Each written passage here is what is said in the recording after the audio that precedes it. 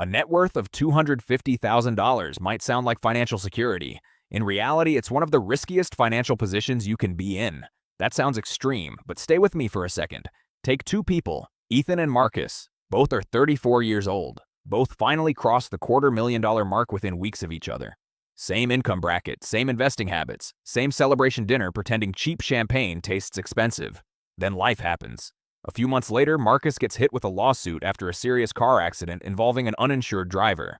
Insurance only covers part of the damages. Legal fees pile up fast. By the time it's over, nearly $80,000 of his net worth is gone. Now imagine the exact same situation playing out for Ethan. Same accident, same lawsuit, same numbers. Except Ethan loses almost nothing. Why? Because years earlier he added one simple layer of protection that cost less than a streaming subscription each month. Most people have never even heard of it. Here's the important part. Both guys were financially responsible. They saved consistently, invested early, avoided lifestyle traps, and built real momentum. But once you reach a certain level of wealth, the game changes completely. The habits that help you build money are not always the same habits that help you keep it. And the strange part is, the smartest purchases at this stage rarely look flashy. They don't feel luxurious. Nobody posts them on Instagram, but they quietly protect everything you've worked for.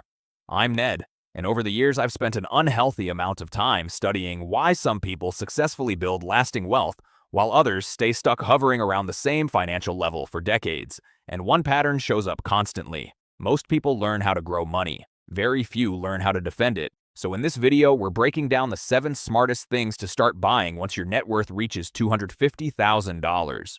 The upgrades that actually matter if you want long-term financial stability instead of temporary progress. But first, let's put this number into perspective. According to recent Federal Reserve data, the median household net worth in the United States sits below $200,000. So if you've crossed the $250,000 mark, you're already ahead of most households in the country. And if you're under 35, you're not just doing well, you're operating near the top tier for your age group. That's the encouraging part. The dangerous part is what happens next. Because a lot of Americans view $250,000 as the point where life becomes financially safe. Surveys consistently show people associate that number with freedom and stability, but very few people ever reach it, which means almost nobody talks about the problems that appear after you get there. At this level, money behaves differently. Your investments begin compounding fast enough to matter. Your tax exposure increases, your financial decisions carry bigger consequences, and whether you realize it or not, you become a much bigger legal and financial target. That's why the first thing on this list is something almost nobody gets excited about. But it may be the single highest value financial product you'll ever buy.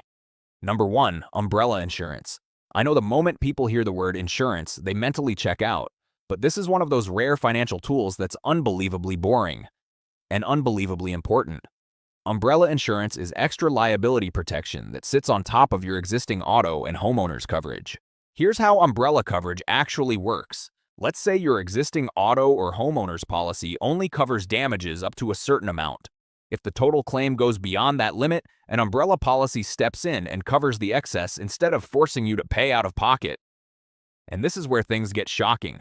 Most standard auto policies sound generous on paper. A few $100,000 in liability protection feels like more than enough. Until real life enters the chat. One serious accident, one emergency surgery, one long-term injury claim. Suddenly those limits disappear incredibly fast. Medical bills stack up, attorneys get involved, and what once looked like strong coverage starts feeling dangerously small. Now compare that risk to the cost of protecting yourself properly. A $1 million umbrella policy often costs only a few $100s per year. In many cases, it's less than what people spend every month ordering takeout or buying coffee on autopilot. You're talking about enormous protection for roughly the price of a couple subscriptions. Dollar for dollar, it's probably the best risk management purchase available to normal people. And I know the reaction most people have. Well, I'm responsible, I'm careful, I'm probably fine. That's exactly why catastrophic situations are so dangerous. Nobody plans for them. The entire point of a financial disaster is that it arrives unexpectedly. Umbrella insurance isn't really designed for ultra-wealthy people with private jets and mansions. It's designed for regular people who are finally accumulating assets worth protecting. Because once your net worth starts climbing, your financial visibility changes. At lower wealth levels, there's often very little incentive for someone to pursue legal action aggressively. But once you own a home, have investment accounts, retirement balances, and a stable income, you become financially attractive in a lawsuit. In legal terms, you become collectible, and suddenly, everyday situations carry much bigger consequences. Your dog bites someone, a visitor slips on your driveway, your teenager causes an accident, someone claims long-term injuries after a seemingly minor incident. Without additional liability coverage, everything above your standard policy limits can potentially come after your savings and investments. That's the difference between someone who quietly keeps building wealth and someone who spends years recovering from one unlucky event. But external threats aren't the only danger once you hit $250,000. In many cases, the bigger risk comes from the financial industry itself. Which brings us to the second thing you should seriously consider once your net worth reaches this level: a fee-only fiduciary financial planner. And before you tune this out thinking financial advisors are only for millionaires, hear me out. This is one of the biggest mindset shifts that happens around the $250,000 mark. When your net worth is relatively small, paying a few $1,000s for professional advice can feel expensive because it represents a meaningful percentage of everything you own. But once your assets grow, the equation changes completely. At this stage, one tax mistake, one bad insurance setup, one poorly structured investment decision, or one emotional market move can easily cost far more than the fee for good advice. A quality fiduciary planner typically charges either a flat fee for a comprehensive financial plan or an hourly rate for targeted guidance. And the key word there is fiduciary. That means they are legally required to act in your best interest, not push products that generate commissions for them. Because once you start building real wealth, the people trying to help you financially become far more sophisticated. And some of the most expensive financial mistakes come disguised as professional advice. Even something as simple as placing your investments in the right types of accounts can create a massive long-term advantage. Most people think investing is only about what you buy. In reality, where you hold those investments matters almost just as much. A properly structured mix between taxable brokerage accounts, traditional retirement accounts, and Roth accounts can dramatically reduce the amount of money lost to taxes over time. And once your portfolio reaches the $250,000 range, even a small improvement becomes meaningful. Saving just 1% annually in unnecessary tax drag could mean keeping thousands of extra dollars every single year without investing another cent. That's why a good financial plan often pays for itself surprisingly fast. But this is the point where I need to make a very important distinction, because this is where countless people quietly lose money for decades. A true fee-only fiduciary is completely different from the average financial advisor most people encounter.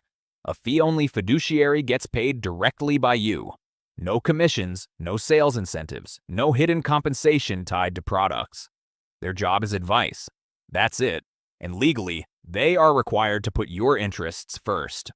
A commission-based advisor operates very differently. They make money when you buy something. So when a large brokerage firm offers you a free financial review, understand what's really happening behind the scenes. In many cases, the meeting is designed to funnel you into high-fee investment products, insurance packages, annuities, or actively managed funds that generate ongoing revenue for the firm. And the dangerous part is that these fees often look small up front, but over 20 or 30 years, they quietly compound against you. That's how people lose hundreds of thousands of dollars without realizing it. So if you remember one phrase from this section, remember this: fee-only fiduciary. That phrase filters out an enormous amount of bad advice immediately. If someone avoids giving you a direct answer about how they're compensated, that's usually your answer. Now, once you start protecting your investments from bad financial products, you run into the next major issue: taxes. Because for most people, taxes will become the single largest financial expense of their entire lifetime. Larger than housing, larger than transportation, larger than food. And yet most people spend more time researching phones than they do understanding their tax strategy. A lot of people reach the $250,000 mark and still treat taxes like a once-a-year emergency. They wait until April, open tax software at midnight, panic search deductions online, submit everything, and hope for the best. That approach gets expensive very quickly once your income and investments grow. Because at this level, strategic tax planning can save enormous amounts of money over time. Take an HSA, for example. If you're enrolled in a high-deductible health plan, a health savings account is one of the most powerful accounts available in the entire tax code. Why? Because it gives you 3 separate tax advantages. You receive a deduction when the money goes in. The investments grow tax-free. And withdrawals for qualified medical expenses are also tax-free. Very few accounts get all three benefits simultaneously, which means failing to use an HSA when you qualify is often equivalent to voluntarily overpaying taxes every year. Then you have strategies like the Mega Backdoor Roth. The name sounds ridiculous, but the strategy itself is incredibly powerful. If your employer's retirement plan allows after-tax contributions and Roth conversions, you may be able to move significantly more money into Roth accounts beyond the standard contribution limits. And once money enters a Roth structure, future growth can potentially become tax-free for life. There's also the standard backdoor Roth IRA strategy for higher earners who exceed the normal income limits for direct Roth contributions. Most people never learn these strategies because nobody teaches them in school, and many tax preparers focus only on filing returns instead of building long-term tax efficiency. That's why hiring a strong CPA isn't really about paperwork. It's about creating a system that legally keeps more of the money you already earned. So instead of walking through the front door of a Roth IRA, higher earners use a completely legal workaround that the IRS is fully aware of. That's the backdoor Roth strategy. And once you start learning these kinds of tax moves, you realize something important. Wealthy people are not always earning dramatically more money. A lot of them are simply keeping more of what they make. Another powerful example is tax loss harvesting. This strategy involves strategically selling investments that are temporarily down in value to offset gains elsewhere in your portfolio. Done correctly, it can reduce taxable income, lower capital gains taxes, and improve long-term after-tax returns without fundamentally changing your investment strategy. And the average investor almost never thinks about this stuff. That's why hiring a good CPA can create such an outsized return. One guy I know hired a CPA shortly after crossing the $250,000 net worth mark. The fee was around $1,500. In the very first year, the accountant uncovered several overlooked deductions, optimized account structures, and identified tax-saving opportunities that ended up saving him thousands more than the fee itself. And that's the real value. A great CPA doesn't just file paperwork. They help build an efficient financial system. The transition from I do my taxes myself every April to I proactively manage taxes year-round is one of those invisible upgrades that quietly separates people who build lasting wealth from people who constantly leak money. Now let's move to number 4, because this next mistake destroys people during economic downturns. Back during the financial crisis, I knew someone who had built a respectable investment portfolio over several years. On paper, he looked financially secure. Then he lost his job, and suddenly everything changed. Mortgage payments still existed, bills still existed, life still existed. The problem was that he didn't have enough cash reserves to survive the interruption in income, so he did the worst possible thing an investor can do. He sold long-term investments in the middle of a market crash because he had no other option. Assets he intended to hold for decades got liquidated near the bottom simply to cover living expenses. Years later, those same investments would have multiplied several times over in value. That single forced decision cost him an enormous amount of future wealth. And this is exactly why a serious emergency fund matters once your finances become more complex. Not a tiny starter emergency fund, a real one. 6 to 12 months of expenses sitting somewhere safe and liquid, high-yield savings accounts, money market funds, short-term treasury bills, places designed for stability, not excitement. And I know this part makes aggressive investors uncomfortable. Holding cash can feel inefficient when you've spent years conditioning yourself to invest every extra dollar, but cash serves a completely different purpose. Its job is not maximizing returns. Its job is protecting your investments from you during bad times. Because a lot of people built wealth during unusually strong market conditions and have never experienced a prolonged financial crisis while carrying real responsibilities. Bear markets feel very different when you also have a mortgage, dependents, healthcare costs, and job uncertainty. And here's the hidden problem with many high net worth households. Most of their wealth is trapped inside retirement accounts and home equity. On paper, they look wealthy. In reality, they have very little liquidity, which means when life hits hard, they're forced into selling investments at terrible times just to generate cash flow. That's why an emergency fund is not a drag on your portfolio. It's what allows the rest of your portfolio to survive turbulence untouched. In other words, cash is not there to make you rich. Cash is there to stop temporary problems from permanently destroying your future wealth. Once your net worth reaches $250,000, your priority changes. At the beginning of your financial journey, the goal is accumulation. Now the goal becomes resilience. Your mission is simple. Never put yourself in a position where you're forced to liquidate investments at the worst possible moment, because forced selling is what destroys decades of compounding. And that brings us to number 5. Estate planning. Let me give you a real-world example. A guy I knew, we'll call him Daniel, spent years building a solid financial foundation. Investments, retirement accounts, home equity, savings. By his late 30s, he had accumulated a few $100,000 in net worth. Then, completely out of nowhere, he died in an accident. No will, no trust, no medical directives, no power of attorney, nothing. And what followed was a disaster. His family spent nearly a year navigating probate court, drowning in paperwork, legal confusion, delays, and emotional stress during the worst period of their lives. Court costs piled up, attorney fees piled up. Family tension exploded. People argued over assets. Personal details became public records. Relationships deteriorated, and all of it could have been dramatically reduced with a proper estate plan. This is one of the biggest misconceptions people have about estate planning. They think it's something you do when you're old. It's not. Estate planning becomes necessary the moment other people would be affected financially if something happened to you, which means once you own meaningful assets, have children, own property, or support anyone financially, this moves from optional to urgent. At minimum, that usually means having a revocable living trust, a will, a durable power of attorney, and healthcare directives. The reason trusts matter so much is because they can help your estate bypass probate entirely. That means assets transfer faster, more privately, and with far less friction for your family. Without one, probate can drag on for months or even years, depending on where you live. And the costs are not small. A percentage of the estate often disappears into court expenses, attorney fees, and administrative costs before the family ever receives anything. Meanwhile, probate records are frequently public, which means your finances, beneficiaries, and asset details can become accessible information. A properly structured trust avoids much of that. And setting one up is not nearly as expensive as most people assume. You can create a basic estate plan online fairly cheaply, although if you own real estate, have children, blended family situations, or more complicated finances, hiring an estate attorney is usually money well spent. Because the value isn't really the paperwork. The value is reducing chaos for the people you care about. A good estate plan turns an already painful situation into something manageable instead of catastrophic.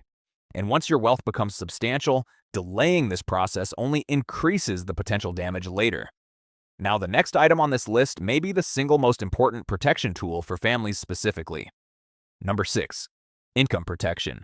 And this mainly comes down to two things: term life insurance and disability insurance.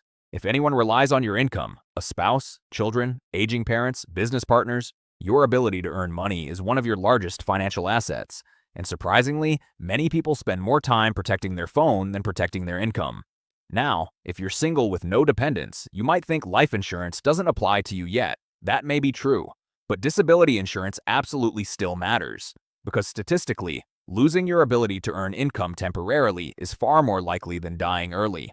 Now, when it comes to life insurance specifically, let me save you from one of the most expensive sales pitches in personal finance. For most people, you want term life insurance. Simple, affordable, straightforward, not whole life, not universal life, not complicated investment insurance hybrids wrapped in fancy marketing language, just term coverage. Because the purpose of insurance is not building wealth. The purpose is protecting people from financial catastrophe. Here's the uncomfortable truth about whole life insurance. In many cases, the product is designed to benefit the salesperson far more than the buyer. The reason these policies get pushed so aggressively is simple. The commissions are enormous. A salesperson can make a massive payout from selling a single whole life policy, especially compared to a standard term policy that pays dramatically less. So naturally, one gets marketed much harder than the other. That doesn't automatically make whole life evil in every situation, but for the vast majority of people trying to build wealth efficiently, term insurance is usually the far better tool. Why? Because it solves the actual problem at a fraction of the cost. A healthy person in their 30s can often get a large 20 or 30-year term policy for surprisingly cheap monthly premiums. Meanwhile, permanent insurance products offering similar coverage can cost many times more every month. That difference matters, because every extra dollar going toward overpriced insurance is a dollar not compounding inside investments, retirement accounts, or cash flow producing assets. A common guideline is carrying enough life insurance to replace roughly 10 to 12 years of income. So if someone earns around 6 figures annually, a 7-figure policy is often a reasonable target. The goal is simple. If something happens to you, the people depending on your income should not immediately face financial collapse. Now let's talk about the insurance almost nobody thinks about: Disability coverage. Statistically speaking, if you're under 50, the odds of experiencing a long-term disability are significantly higher than the odds of dying early. And that matters because your income is the engine powering your entire financial life. If that engine shuts down for a year or two because of illness, injury, or chronic health problems, wealth building doesn't just slow down, it can reverse completely. Most employer plans provide some form of short-term protection, but long-term disability coverage is often where the real gaps exist. And those gaps can become financially devastating. A strong private disability policy can protect a percentage of your income for years if you're unable to work, which means instead of draining investments, liquidating retirement accounts, or piling up debt during recovery, your financial life stays intact while you heal. That's the entire purpose of insurance, not creating wealth, protecting the wealth-building process from catastrophic interruptions. Now we've reached the final item on this list. And honestly, this may be the most life-changing one of all, because eventually the goal of money is not just survival, it's freedom. Number 7, buying back your time. This is the shift many people struggle with after reaching higher income and net worth levels. They continue behaving as though every task must be done personally to save money, even when their time has become vastly more valuable. Think about it this way. If your income works out to roughly $100 an hour, spending half a day on low-value tasks starts becoming incredibly expensive in hidden opportunity cost. Mowing your own lawn, deep cleaning the house, running repetitive errands, handling administrative work that someone else could do efficiently. At a certain point, the issue is no longer whether you can do those things. Of course you can. The question becomes whether you should. Because every hour spent on low-leverage tasks is an hour not spent resting, improving your health, strengthening relationships, building additional income streams, or focusing on work that produces outsized returns. And this is where wealthy people begin operating differently. They don't outsource everything because they're lazy. They outsource strategically because they understand leverage. A cleaner, lawn service, grocery delivery, or virtual assistant may not feel glamorous, but the value isn't convenience alone. The value is reclaimed mental bandwidth and time. One person I know outsourced several routine weekly tasks that were consuming entire weekends. Instead of spending those hours maintaining everything personally, he redirected that time toward building an additional income stream that eventually grew into a meaningful business. The outsourced work wasn't a luxury expense. It became an investment in focus and productive energy. And that's a mindset shift most people completely miss. Poor people think in terms of price. Wealthy people think in terms of return on time.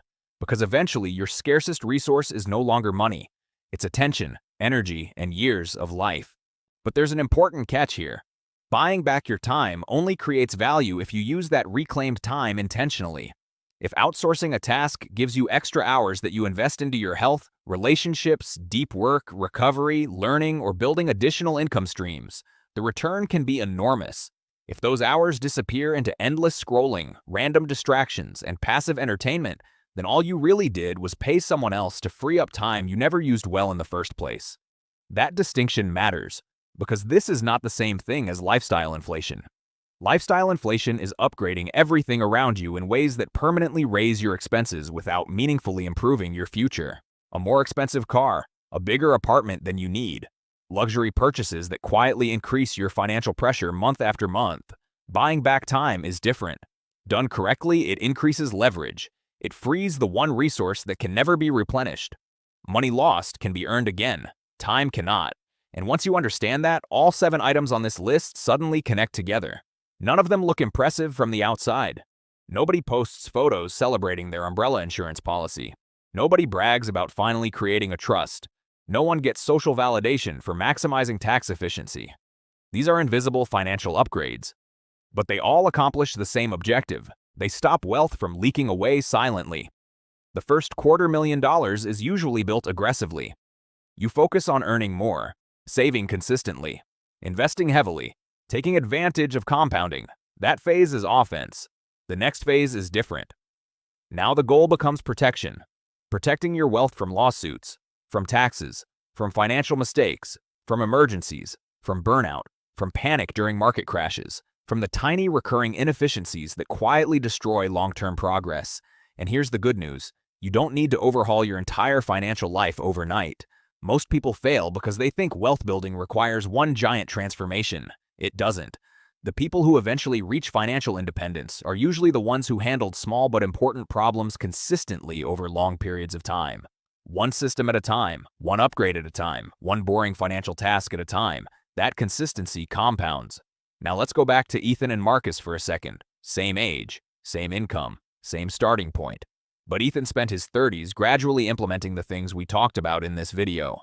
First, the insurance protection, then the tax strategy, then the estate plan, then the emergency reserves, then the systems that gave him more time and flexibility. Nothing dramatic happened, no overnight success, no viral crypto trade, no miracle investment, just years of quietly reducing risk while continuing to compound.